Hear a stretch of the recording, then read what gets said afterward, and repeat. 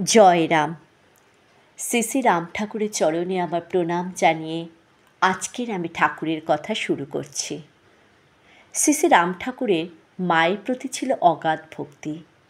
সেই মাতৃভক্তি ও মাতৃমর্যাদা প্রসঙ্গে আজ একটি ঘটনা আপনাদের শোনাচ্ছি। শ্রী শ্রী ঠাকুর মহাশয় অবস্থান করছিলেন তখন কলিকাতার কোনো ভক্তগৃহে। জনৈক ভক্ত নতুন গৃহ নির্মাণ করার পর সেই গৃহে শ্রী শ্রী ঠাকুর মহাশয়কে নিয়ে যাওয়ার বাসনা পোষণ করলেন। করুণা ঘন শ্রী শ্রী ঠাকুর মহাশয়ও এই ব্যাপারে সম্মতি দিলেন। নির্দিষ্ট দিনে শ্রী শ্রী ঠাকুর মহাশয় পদার্পণ করলেন সেই ভক্তগৃহে।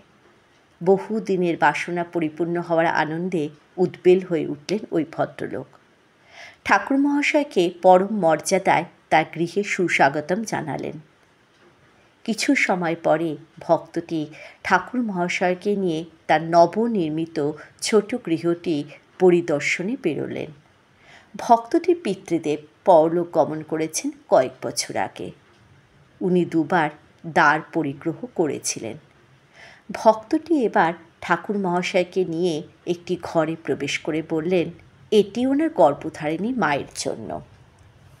পাশে আরেকটি ঘর ওনাদের জন্য। দুটি ঘর বাদ দিয়েও কিছুটা জায়গা ফাঁকা পড়েছিল। ভক্তটি ঠাকুর সকাশে বললেন, পরে প্রয়োজন মতো ওখানে ঘর তুলে নেবেন। শ্রী শ্রী ঠাকুর মহাশয় কিছুক্ষণ পরে বললেন, আপনি আপনার সৎমায়ের জন্য কোনো ঘর করেন নাই কেন?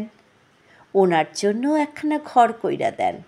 মনে রাখবেন, আপনার পিতা ওনারে দ্বার পরিগ্রহ করছিলেন, কাজেই ওনার প্রতিও আপনার কর্তব্য আছে।